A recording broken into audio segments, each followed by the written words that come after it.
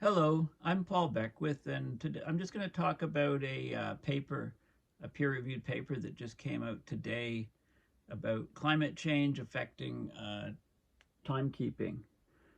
So basically, we're getting a redistribution of mass on the surface of the Earth from climate change, mostly through melting ice at the poles on glaciers, and that ice turns into the water, which then, of course, flows throughout the ocean. It distributes itself out throughout the ocean, causing sea level rise. So, as the Earth is spinning, we know there's an equatorial bulge, and as we add more water to the ocean, that bulge gets further away from the axis of rotation or spin of the Earth. And what that does is it increases the so-called moment of inertia. Now, the angular momentum, a little bit of physics here, is basically the moment of inertia times the angular velocity. The angular velocity is the tangential velocity, the velocity at the surface of the Earth, times the radius of the Earth. So as we increase the equatorial bulge, the Earth basically slows down. Its spinning slows down. Very small amounts, but it's measurable, and it's very important for timekeeping on the Earth. So a paper just came out with some of the details, and it's an interesting little physics thing. It'll remind you probably of your high school physics. But just think of figure skaters. You know how figure skaters, they bring their arms toward their body and they spin much faster. They bring their arms away from their body and their spinning slows down. Okay, that's the same thing is happening with the Earth. So let's talk about the figure skaters first. So here's a figure skater. This is a good image. Figure skater has their arms out there. Omega is the angular velocity, which is the velocity at the surface times the radius, distance from the center of axis of rotation. And the angular momentum is L equals I omega, the moment of inertia times the omega, angular velocity. The moment of inertia is large here because there's a lot of mass that's far away from the axis of rotation, i.e. in the arms and in the leg. So when the figure skater goes into this tight mode, they're bringing more and more mass closer to the angle of rotation. Okay, so what happens is, and the angular momentum in this case is W prime times I prime, and it's conserved. Okay, there's a law of conservation of momentum, law of conservation of angular momentum. So going from here to here, we're making I much smaller, so omega has to go faster. So she spins much, much faster in this configuration, and then if she puts her arms out again, then she slows down back to the previous.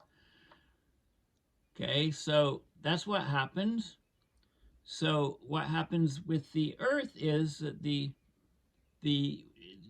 Earth is in this configuration, basically. The ice is at the poles. When the ice melts, water moves further, spreads around the Earth, and there's an equatorial bulge. The diameter of the Earth is larger from in this direction than it is in the north-south direction. It's kind of squished, like an oblate spheroid is the term. So the water moves further out. It's equivalent to this sort of thing, moving more mass away. So the spinning rate slows down. And therefore, if we base our time on the amount of time it takes for a complete orbit and the spinning rate slows down, then we need to correct. So we need to have we have what is UTC, universal time coordinates, and we need to correct. So we need to add basically what they call leap seconds onto it to control for the change of rotation of the Earth. And because of the glaciers melting quicker than expected, we're actually going to have to take a leap second off. So that's the gist of this article and this peer-reviewed paper. So I'll just show you a few more details from it, but that's basically the gist of it. So climate change is basically affecting timekeeping. Climate change is affecting the speed of the Earth's rotation and impacts how we keep time. So we're getting accelerating melt of ice from Greenland and Antarctica, and that's at the poles, where that ice is close to the axes of rotation. That adds extra water to the world's oceans. It raises sea level rise. It redistributes mass on the planet. It takes mass that is close to the axes of rotation and moves it further away. You know, at the extreme, the water that goes into the equatorial bulge is the furthest away and has the most impact on slowing. So the net effect is that we're slightly slowing the Earth's rotation. It's like the figure skater putting her arms out from the compact position. But the planet is still spinning faster than it used to. Okay, so because there's other effects in play, like namely what's going on in the ice in the core of the Earth. Okay, so you can divide the effects on the moment of inertia of the Earth to the oceans, the water, to the atmosphere surrounding the Earth, and also to the core of the Earth. You know, and much of the core is liquid. You know, you've got the mantle solid, then you've got a liquid region, and you go to the core of the Earth, which I guess is, you know, iron, but it's kind of like a molten iron. But anyway, all those things are affecting the rotation of the Earth, the angular momentum. They affect the moment of inertia, rather, which is a physical quantity, and then that changes a dynamic quantity, the angular momentum, the omega. So global warming is already affecting global timekeeping. The effect is that global timekeepers may need to subtract a second from our clocks later than would otherwise have been the case. So we've got this coordinated universal time. I guess it stands for UTC, Universal Time Coordinated, and that's used by most of the world to regulate clocks and time, and that's calculated by the Earth's rotation rate. But the Earth's rotation rate is not constant, and can therefore have an effect on how long our days and nights are, right? If the Earth is spinning slower, then, you know, the day and night, you know, exceeds the 24 hours, right? If it's spinning faster, then the days are shorter. So changes to the planet's liquid core have meant the Earth has been spinning slightly quicker than before. So since the 1970s, to correct for this, about 27 leap seconds have been added to the global clock since, you know, that's over a space of about 55 years. So timekeepers they're planning on subtracting a second for the first time in 2026. So instead of adding seconds, which the clocks can handle, they need to subtract a second. So this is like a Y2K fear that this could cause problems. You know, I doubt it will. I mean, just put in a negative number instead of a positive number. Programs should all work fine. So I don't think, you know, it's something to fearmonger about. But it's called a negative leap second, and we haven't had that before. We've only had positive leap seconds, in fact, 27 of them since the 1970s. So ice melt caused by climate change has partly offset the acceleration. Ice sheets are now losing mass 5 times faster than they were 30 years ago. So that would be a doubling period of what? 12 years. After 12 years, it doubles. After another 12 years, it doubles, and then it goes up, you know, not doubling, that would be to 8, but, you know, increasing a bit. So, you know, a doubling period. But the doubling period is tightening up. It's probably under 10 years now. So the negative leap second change won't be needed until 2029 because of the ice sheets. So it's kind of impressive, even to me. Duncan Agnew says, even to me as well. I agree. We've done something to the Earth that measurably changes how fast the Earth rotates. Things are happening that are unprecedented, okay? Faster than normal, unprecedented. I mean, you've heard that a billion times. By the way, Google climate change is slower than normal, or climate change is completely expected, and you won't find anything. It's always faster than expected. It's always, oh, what a surprise. So the negative leap second has never been used before, and according to the study, its use will pose an unprecedented problem for computer systems across the world. Again, this sounds just like Y2K, which was a fizzle, maybe because of all the preparations to prepare for it. This has never happened before and poses a major challenge to making sure that all parts of the global timing infrastructure show the same time. Many computer programs for leap seconds assume they are all positive, so these would have to be rewritten. There's some skepticism about this study. Here's a former chief scientist for time services at the U.S. Naval Observatory. He says that Earth is too unpredictable to be sure if a negative leap second would be needed anytime soon. Right? If we get that AMOC collapse and the pole freezes, then we'll have to be adding seconds, not subtracting seconds, right? The least of our worries.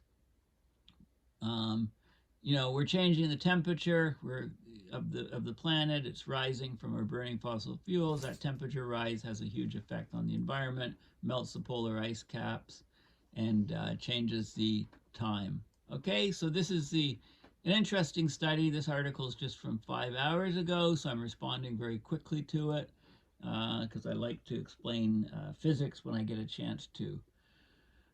Okay, so this is a paper just published online, March 27, 2024. The historical association of time with the rotation of the Earth has meant that coordinated universal time, UTC, closely follows this rotation.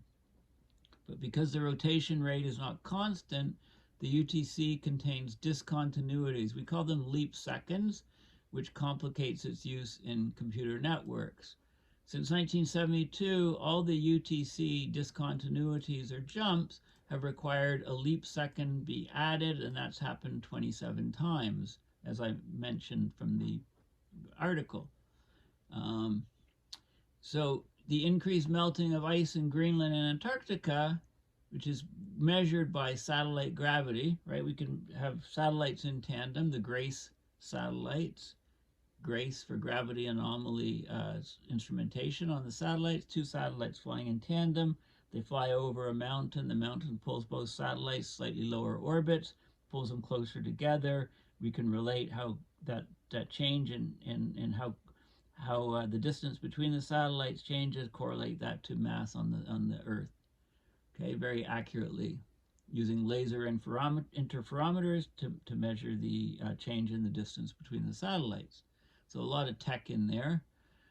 Anyway, the melting in Greenland and Antarctica, it's decreased the angular velocity of the Earth more rapidly than before. So the angular velocity, removing this effect from the observed angular velocity shows that since 1972, the angular velocity of the liquid core of the Earth has been decreasing at a constant rate that steadily increased the angular velocity of the rest of the Earth, because we conserve angular velocity. So if you extrapolate the trends for the core and other relevant phenomena to predict the future Earth orientation, or a moment of inertia, it shows that UTC, as now defined, will need a negative discontinuity by 2029, and it says that will pose an unprecedented problem for computer network timing, may require changes in UTC to be made earlier than planned. Okay, so if the polar ice melting had not recently accelerated, this problem would have occurred 3 years earlier in 2026. So global warming is definitely having an effect on global timekeeping. So it emphasizes the importance of the UTC. So many activities like communications, network computing, positioning, financial markets, GPSs, et cetera, require a consistent, standardized, and precise timescale across the surface planet, across the whole planet. And this is provided by Coordinated Universal Time. Why isn't the acronym CUT instead of UTC? Because it's French, I guess. Universal Time Coordinaire or something. It's created by international coordination. It's used everywhere. So UTC, the unit of the time scale, of course, is the second, and the second is defined by a physical oscillator, the oscillation of the cesium atom. The history of timekeeping, horology, okay, that's horology without a W at the front. That would mean something different, study of something different, but this is time. It shows that oscillator-based definitions, before 1940 it was from pendulums, have been used in almost all timescales in the past centuries. Whether the time was distributed to other places by the bells of a clock tower, church bells, time balls, what's that? Is that the ball in New York Square, Central Times Square? Telegraphy, so Morse code, basically, telegrams, and radio waves. All such timescales have also included rules that coupled the timescale to the rotation of the Earth, either by changing the oscillator frequency, in horological parlance, changing the rate, or by resetting the clock with these leap seconds. Okay, before 1955, any high-quality timescale had to be coupled to the rotation of the Earth because it was more stable than any available oscillator, right? So the second was defined as a fraction of the time Earth took to rotate once relative to the stars, complete rotation. And so this was called UT1, a count of these seconds. And then when we found that cesium was much more stable way of doing it, then we use the cesium oscillator to define the second, right? This frequency is basically a physical second. It wouldn't be tied to the rotation of the Earth. So they did this in 1955, so they created an atomic time scale, and they called it TAI. UT1 and TAI were defined to agree on January 1st, 1958. But since then, they're diverging because the Earth is spinning at a variable rate. And this is tied to the Earth rotation. This is to the cesium atom, which doesn't depend on the Earth rotation. Okay, so you can do a little bit of physics. You can say that the Earth is not a timekeeper. It's a geophysical laboratory. So we specify its spin rate as the time-varying angular velocity, omega s as a function of time of its solid part, the mantle and crust. And then we look at variations in WS from a reference value, W0, which you would define at a certain point of time, and you get this delta is the ratio, the difference of the two frequencies, what it actually, the angular velocity of the Earth, the spin rate, minus this reference divided by the reference, so it's normalized, no unit, becomes unitless. And you can look at the change of this from 1958 onwards to get the difference between the UTI and the TAI. So you get this equation. CS is the angular momentum of the solid Earth, is this moment of inertia term, CS, which is the moment of inertia of the Earth about the polar axes, and the omega S, the rotation frequency of the Earth.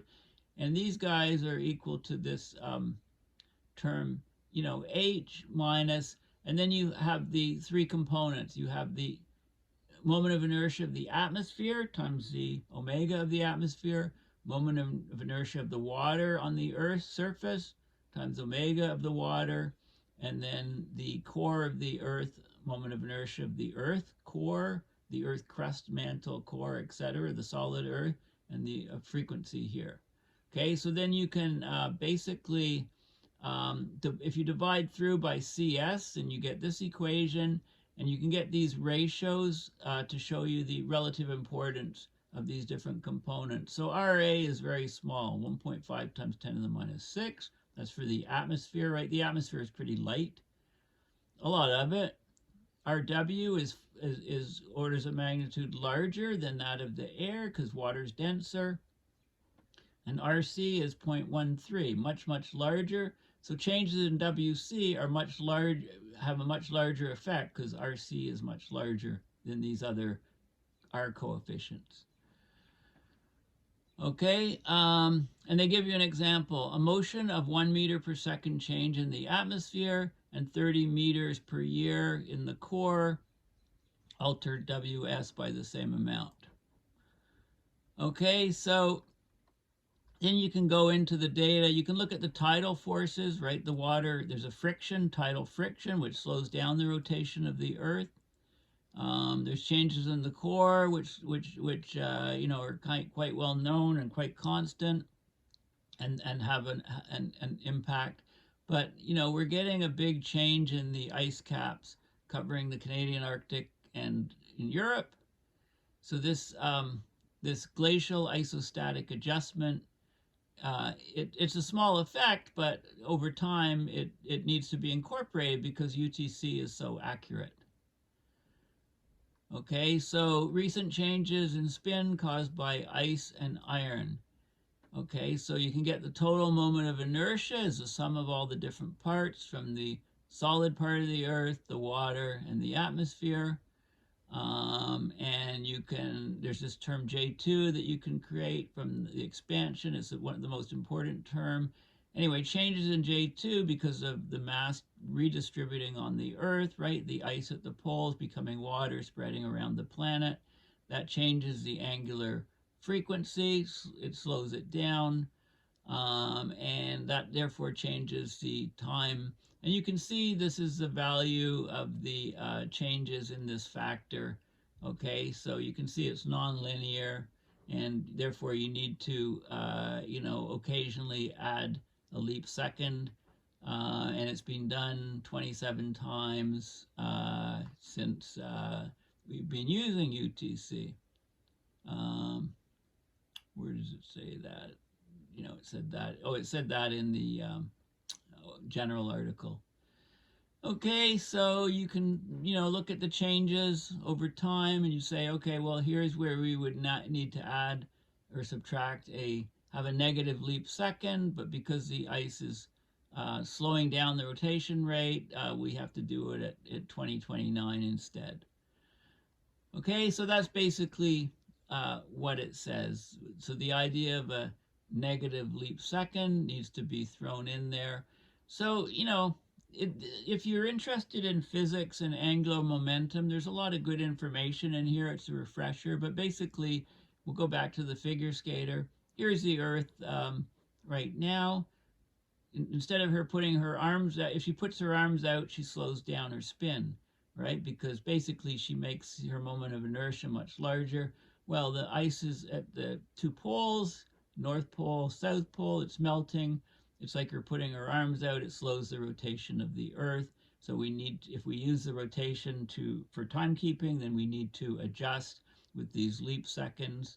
You know, it's small order effects, but it's still measurable. Anyway, it's kind of interesting and profound that the rapid warming, the rapid climate change that we are experiencing is actually changing the rotation rate of the Earth enough to affect the very accurate timekeeping, our universal time, and the coordination between, you know, places on the Earth on time. So this just has to be figured out. I mean, you know, it's and it's important to be figured out. So, you know, we've got this global timekeeping problem, and we would have had to adjust it in 2026, but because of the melting ice, we have to adjust it in 2029 instead. Okay, so anyway, very interesting paper. I just wanted to bring it to your attention of how profound some of these climate changes are on the planet.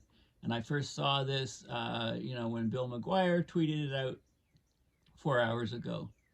Mass redistribution at the end of the ice age due to melting ice sheets slowed the Earth's spin and lengthened the day by 4 seconds. Now we're seeing the effect again. You know, climate breakdown is truly all-pervasive, affects everything on the planet. So thanks for listening. Please consider going to my PayPal and donating to support my research and videos. And bye for now.